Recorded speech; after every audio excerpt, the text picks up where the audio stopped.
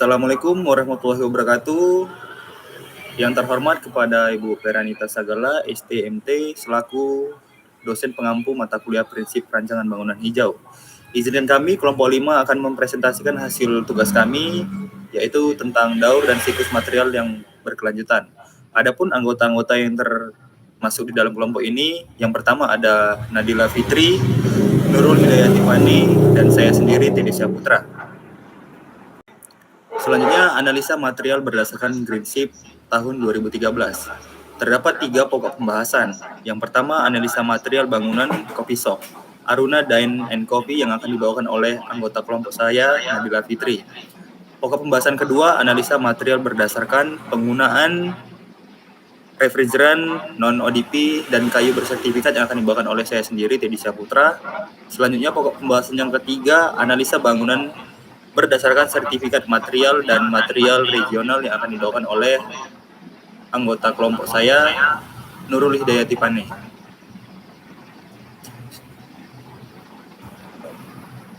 Selanjutnya, pokok pembahasan pertama akan dilanjutkan oleh anggota kelompok saya, yaitu Nadila Fitri. Untuk Nadila, dipersilakan untuk menjelaskan pokok pembahasan yang pertama. Terima kasih sebelumnya telah diberikan waktu untuk menjelaskan materi tentang analisis material bangunan coffee shop Aruna Dine and Coffee. Kita masuk ke pokok pembahasan pertama. Baik, di sini kami akan menganalisis material bangunan coffee shop Aruna Dine and Coffee. Untuk jurnalnya sendiri, itu penulisnya Agung Prabowo Sulistiawan, dan metode penelitiannya yaitu deskriptif kualitatif. Untuk objek penelitiannya yaitu Aruna Dine and Coffee. Kemudian hasil dari penelitian ini untuk mengetahui aspek pengembangan pada bangunan, mengetahui siklus material pada bangunan, serta menganalisis dan juga menghitung seberapa besar aspek green building pada bangunan tersebut. Kita masuk kepada pembahasan yang pertama. Nah, untuk pembahasan yang akan dianalisa yaitu memenuhi aspek-aspek kriteria bangunan, seperti yang pertama yaitu ada prasyarat, mencakup tidak menggunakan CFC dan juga HCFC pada sistem pemadam kebakaran, kemudian menjelaskan tentang reuse dan juga recycle material, menggunakan material bersertifikat sistem manajemen lingkungan, tidak menggunakan bahan perusak ozon pada sistem pendingin bangunan, serta menggunakan kayu bersertifikat legal seperti Lembaga Ecolabel Indonesia atau Forest Stewardship Council atau bisa disebut FSC. Kemudian juga menggunakan material modular atau prefabrikasi dan menggunakan material lokal dengan radius maksimal 1.000 km dari lokasi proyek.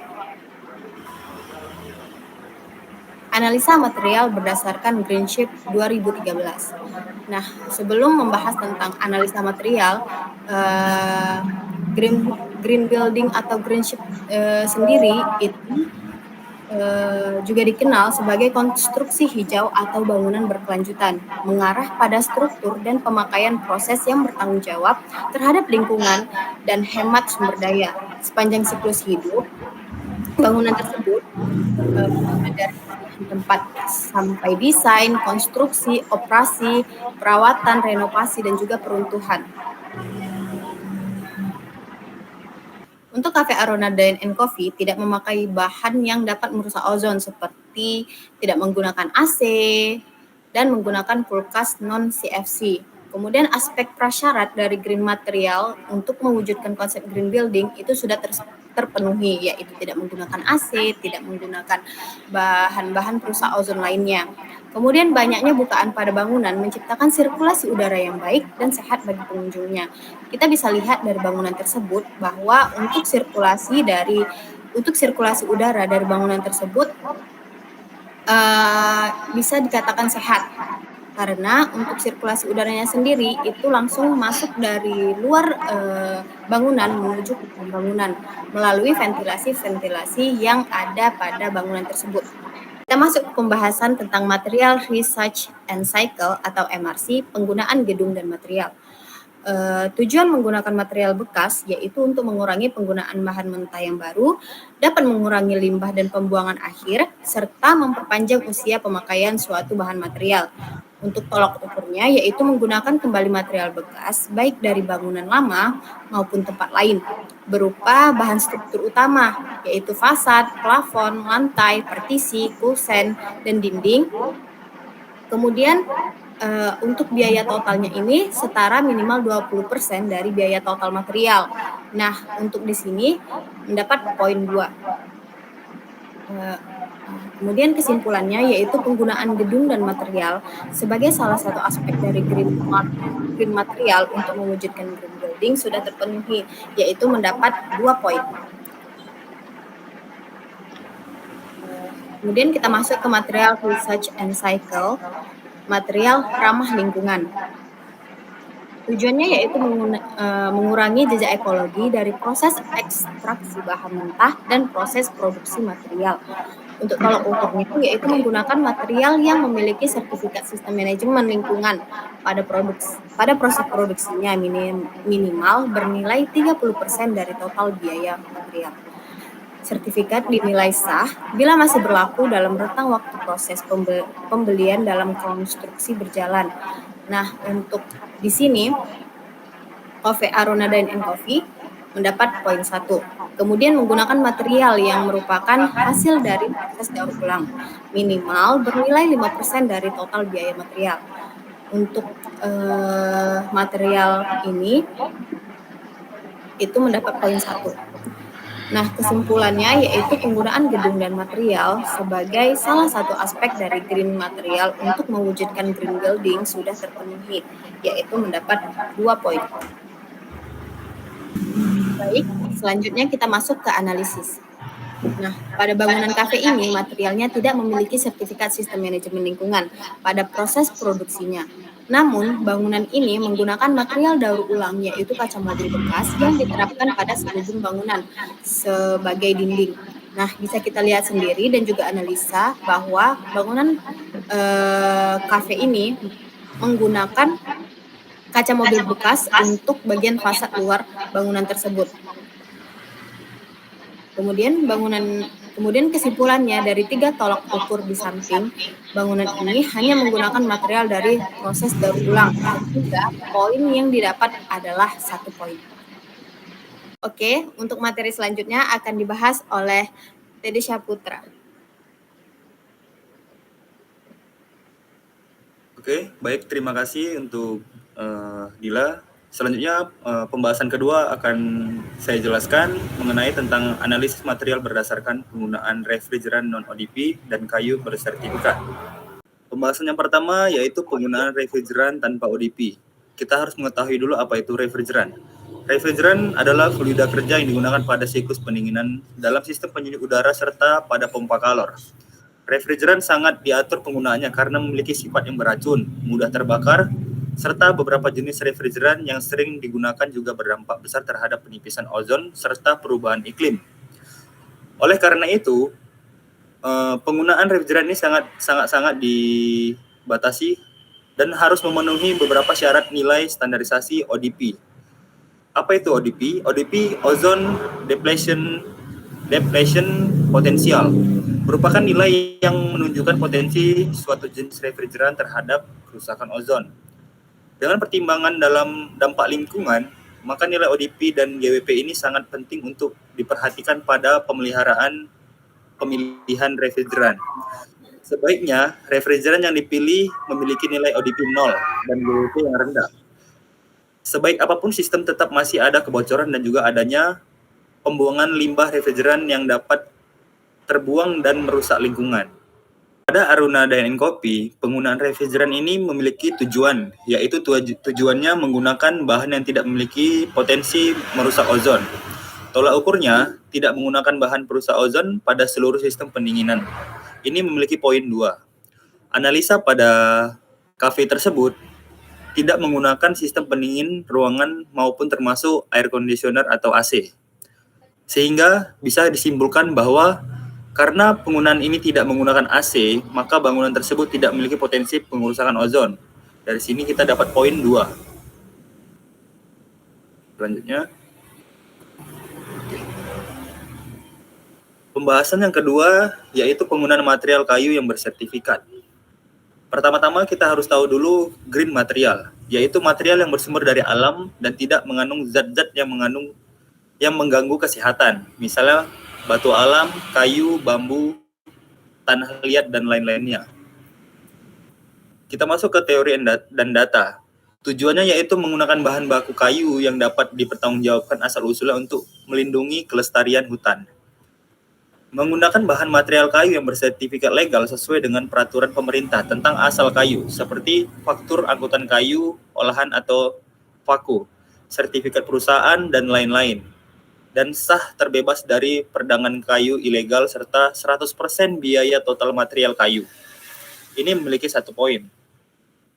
Jika 30% dari butir di atas menggunakan kayu bersertifikat dari pihak lembaga Ecolabel Indonesia atau LEI atau Forest Stewardship Council atau FSC mendapatkan poin 1. Selanjutnya, dari penggunaan material kayu yang bersertifikat ini dapat kita analisis berdasarkan hasil survei bahwa Cafe Aruna dan Coffee, material kayu pada bangunan ini diterapkan pada lantainya. Kayu yang digunakan setara dengan kayu ulin dan berasal dari Pulau Sulawesi.